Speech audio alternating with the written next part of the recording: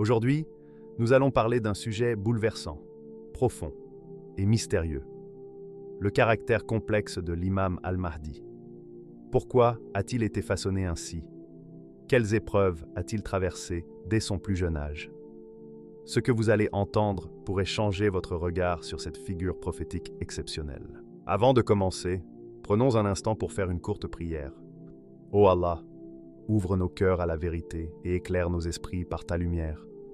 Guide-nous sur le droit chemin et fais de nous des témoins sincères de ta justice. Abonnez-vous dès maintenant à Témoins d'Allah, la chaîne qui révèle les secrets spirituels des prophéties et de la fin des temps. Si vous habitez en Suisse, en France, en Belgique ou au Canada, vous êtes les bienvenus dans cette grande famille de croyants. Le mystère d'un caractère façonné par la douleur. Derrière chaque grand destin, il y a une cicatrice que peu peuvent voir. Une histoire silencieuse, enfouie sous des couches de luttes intérieures, d'injustices subies, de nuits longues et silencieuses. L'histoire de l'imam al-Mahdi commence dans cette obscurité, non pas une obscurité vide, mais celle où Allah façonne les âmes fortes, les élus qui porteront des responsabilités que le monde entier ne peut même pas imaginer. Le Mahdi n'est pas façonné dans la facilité, ni dans les applaudissements, ni dans l'abondance. Il est façonné dans le silence, dans la douleur, dans des épreuves que seul celui que Dieu prépare pour une mission immense peut endurer. Dès ses premières années, il a senti le poids invisible d'un monde en déséquilibre. Le rejet, la solitude, les injustices subtiles mais répétées l'ont enveloppé comme une brume froide. Beaucoup grandissent sous le soleil de la légèreté. Lui, il a grandi sous les ombres d'une mission qui l'attendait. Imaginez un enfant qui perçoit des choses que les autres ne voient pas, qui ressent la noirceur derrière les sourires, qui entend le chaos dans le silence. Cet enfant apprend vite à se taire, à observer, à endurer. Son âme, au lieu de se briser, se creuse, s'approfondit. Elle devient comme une rivière souterraine, invisible à l'œil des hommes, mais puissante et vivante à l'intérieur. C'est ainsi que naît un caractère que le monde aura du mal à comprendre. La douleur qu'il porte n'est pas ordinaire. Ce n'est pas une douleur qui détruit, mais une douleur qui sculpte. Une douleur choisie, permise par Allah, comme on affine une épée dans le feu. Chaque rejet, chaque blessure, chaque silence amer est un coup de marteau céleste sur le métal incandescent de son âme. Là où d'autres s'effondreraient, lui apprend à se redresser dans le secret, à ne dépendre que d'Allah. Ce type de souffrance crée un regard différent sur le monde. Ce n'est pas le regard naïf de ceux qui croient que tout est simple. C'est un regard perçant, capable de lire au-delà des mots, de sentir la douleur cachée chez les autres, de comprendre les blessures des cœurs. Ce regard fera de lui non seulement un dirigeant, mais un guérisseur des âmes, un lecteur des silences humains. Quand on observe l'histoire des grands réformateurs et des élus, on retrouve ce même schéma, le passage par la solitude et la douleur. Car c'est dans l'obscurité que les fondations les plus solides sont bâties. L'imam al-Mahdi n'est pas seulement un homme qui guidera les foules, c'est un homme qui aura traversé les tempêtes intérieures les plus violentes pour pouvoir porter les tempêtes extérieures de l'humanité. Ce que le monde verra plus tard comme un caractère complexe n'est en réalité que le reflet de cette profondeur forgée dans le silence.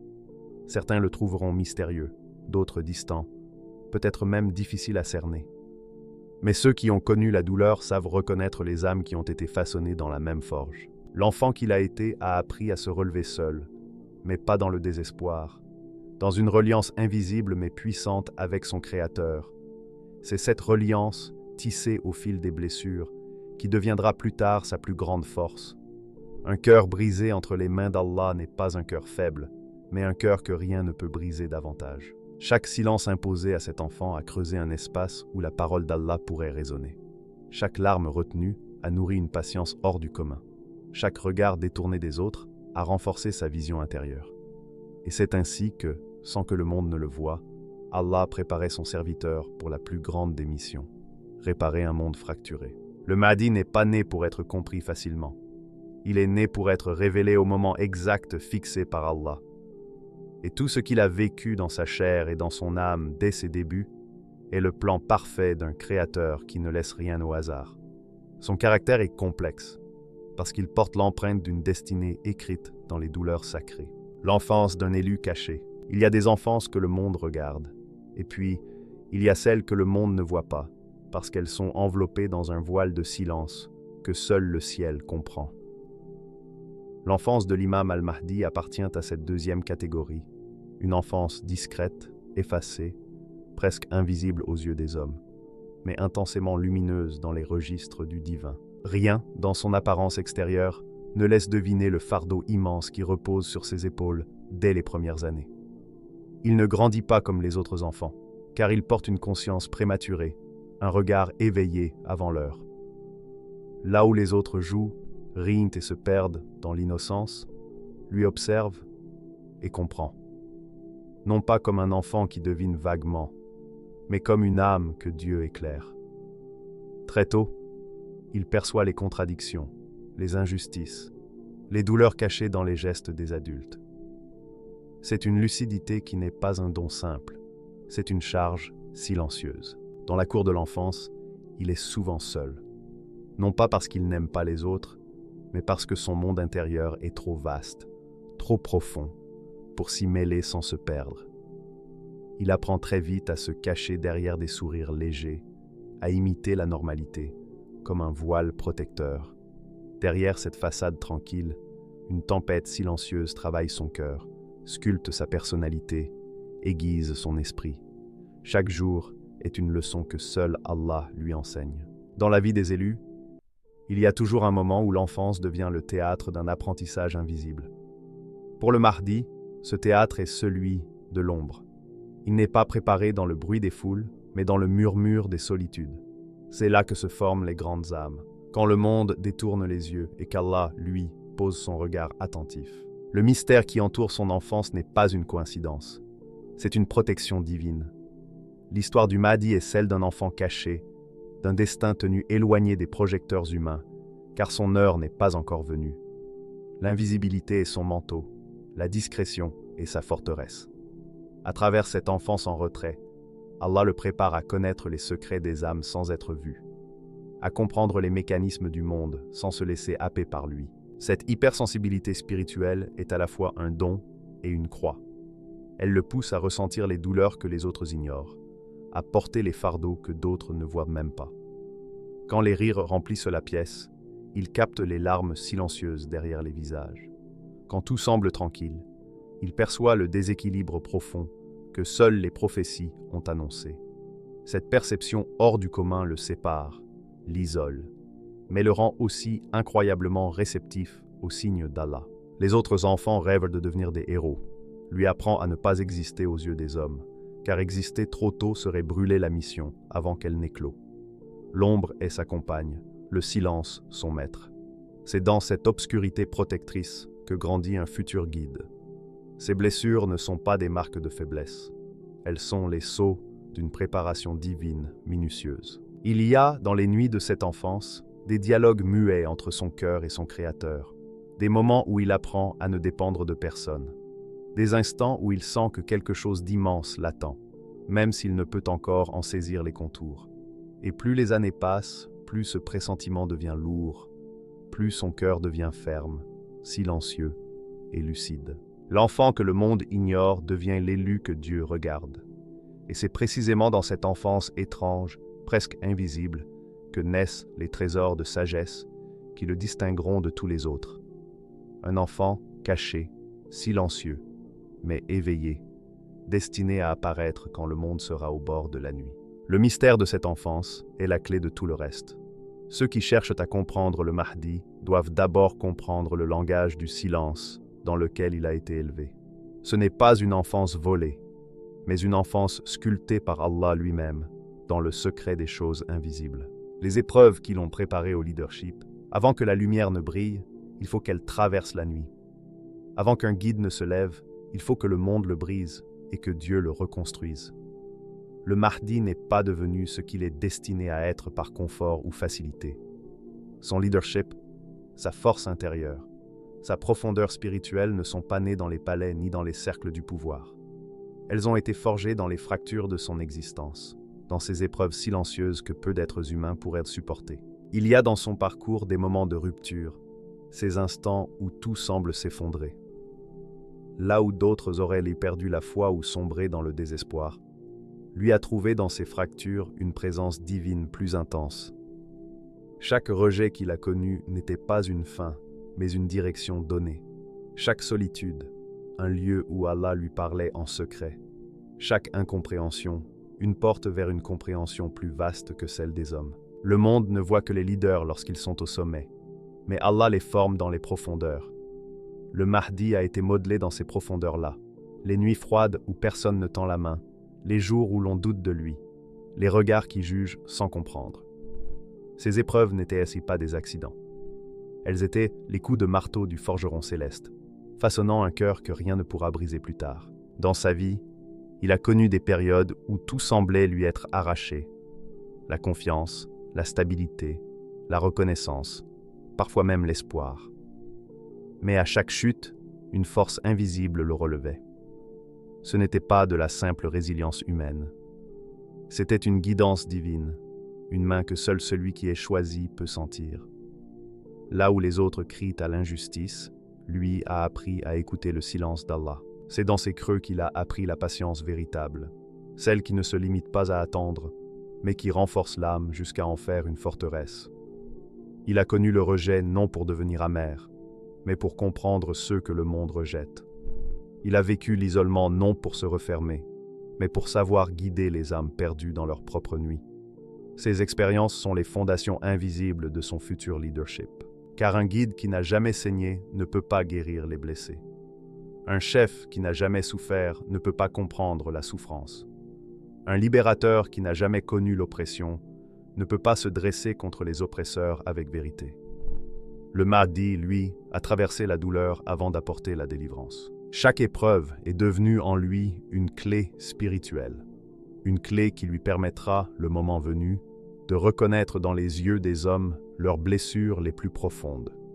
Quand il parlera, ce ne sera pas avec la langue des théories, mais avec la langue de ceux qui ont souffert. Et c'est cela qui fera sa force, une autorité née non pas du pouvoir, mais de la souffrance transcendée. Contrairement à ceux que le pouvoir fabrique, lui a été préparé par l'épreuve. Là où certains apprennent à commander dans les académies et les trônes, lui a appris à diriger dans les ténèbres, là où seul Allah est compagnon. Là où d'autres s'entraînent à donner des ordres, lui s'est entraîné à écouter, à endurer, à espérer. C'est pourquoi son caractère peut sembler difficile à cerner. Il porte en lui des cicatrices invisibles, des douleurs qu'il ne raconte pas, des batailles qu'il a livrées seul avec Allah. Mais ces blessures silencieuses sont précisément ce qui fera de lui un leader inébranlable. Quand il se lèvera, ce ne sera pas l'homme des foules. Ce sera l'homme forgé dans la solitude, affûté dans le secret, affermi dans les tempêtes, un guide qui a déjà connu la nuit et qui saura donc conduire l'humanité dans la sienne. Le silence avant la tempête. Il existe dans chaque histoire divine une période où tout semble immobile. Le monde croit que rien ne se passe, alors qu'en réalité, dans le secret des cœurs, un bouleversement invisible est en train de naître. Pour l'imam al-Mahdi, cette période de silence n'est pas une faiblesse, ni une absence. C'est une étape stratégique, une étape sacrée. Allah le cache, non pas parce qu'il n'est pas prêt, mais parce que le monde, lui, ne l'est pas encore. Imaginez une mer calme avant une grande vague. Le ciel est clair, tout semble paisible. Mais au fond, une force gigantesque se prépare à éclater. C'est ainsi que le caractère du Mahdi est façonné.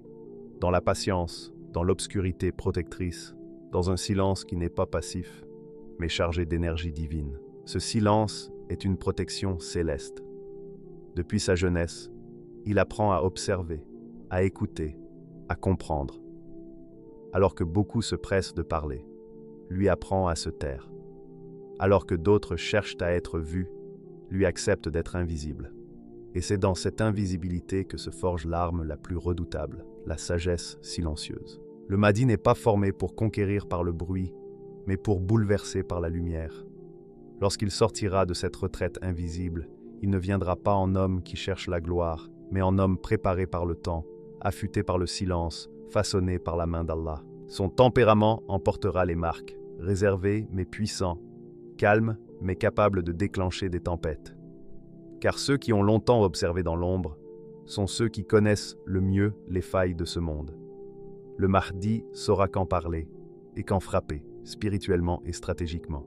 Pendant que les foules ignorent, que les nations s'agitent, que les puissants croient maîtriser l'avenir, Allah prépare en secret son élu.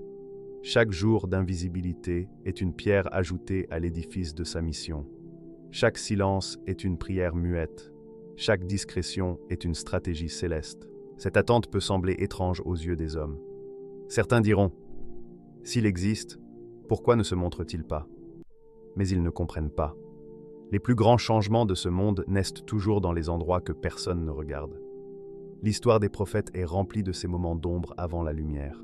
Le Mahdi n'échappe pas à cette règle divine. Le jour viendra, et il viendra comme un éclair. Ce silence se transformera en parole. Cette discrétion deviendra lumière.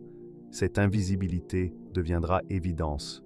Et alors, les peuples comprendront que derrière chaque mission céleste se cache une longue période d'épreuve, de solitude et de préparation silencieuse. Son caractère, souvent perçu comme énigmatique, est en réalité une arme façonnée par Allah lui-même.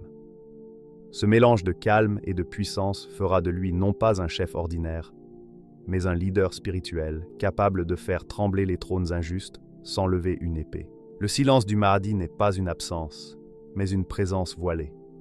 Une présence qui plane, qui observe, qui attend le signal divin. Et lorsque ce signal retentira, aucune force humaine ou diabolique ne pourra l'arrêter. Ce sera comme une tempête qui éclate après des années de calme, comme un éclair qui déchire la nuit. Ce silence est donc la clé de tout. Il n'est pas une simple phase de transition. C'est le cœur même de sa préparation. C'est dans ce silence que son âme s'élève, que sa stratégie s'affûte, que son regard s'approfondit. C'est dans ce silence que se prépare le plus grand bouleversement spirituel de notre temps.